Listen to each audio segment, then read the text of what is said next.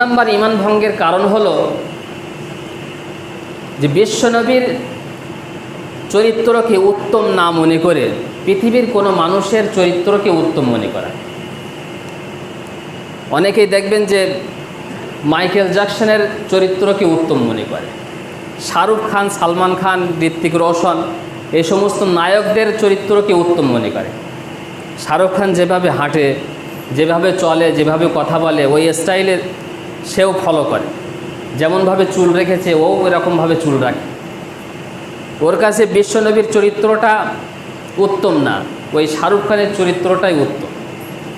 তো যেই বিশ্বনবীর চরিত্রকে উত্তম না মনে করে পৃথিবীর কারোর চরিত্র উত্তম মনে করবে, তার ঈমান কি হয়ে যাবে?